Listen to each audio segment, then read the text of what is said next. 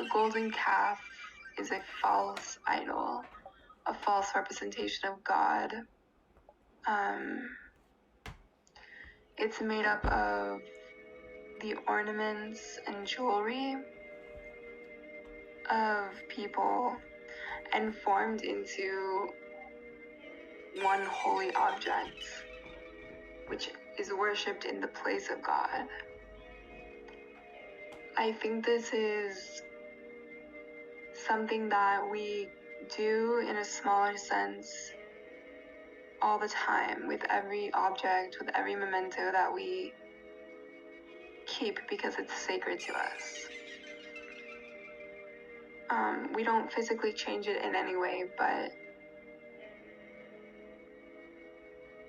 the way that we revere objects that we have because of the relationship to our memories that we hold and the people that we associate them with, they become more than just an object. They become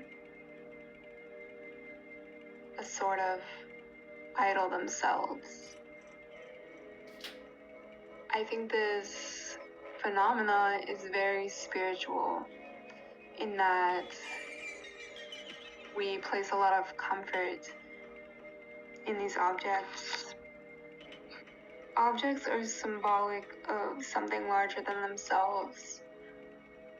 They're symbolic of a moment in time just past, or a representation of something, an aspiration or a goal or a dream we have for the future. These attached memories give objects a more sacred importance in someone's life than just for their aesthetic value or physical properties. We live in a world where we have lots of items, and we don't have these items because we need them for survival anymore. We have them because they represent something to us, some emotional necessity. I show this through exploring the object itself rather than focusing on the memories attached to them.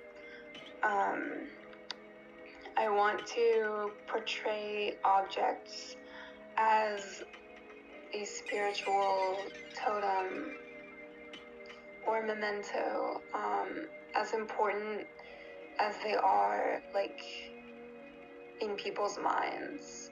So there may be abstract shapes. These provide the atmosphere of holiness and reverence in which we think about these objects. Another thing that I talk about a lot with my art is the fact that people cannot view the same object the same because of humans' individual experiences throughout their lives. Everyone is going to have a different association with any particular object or symbol, so it's impossible for people to really look at one thing and all think the same thing or be reminded of the same thing. So Sarah and I both have similar concepts in that we both present something that is, like,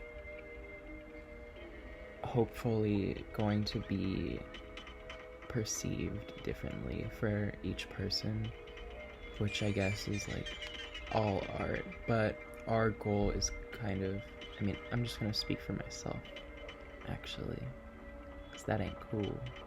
So basically they're like all my pieces are just little Rorschach tests, and the goal of that is to, like, present this inherently meaningless, like, item or image, and the person viewing it is supposed to, like, associate it with something. and whatever they associate it with, it tells something about themselves. And so that's what I like to think of my pieces as. Like, they're not really depictive of, I mean, they are depicting a scene. The pieces are depicting a scene, but they're not necessarily depicting any set emotion or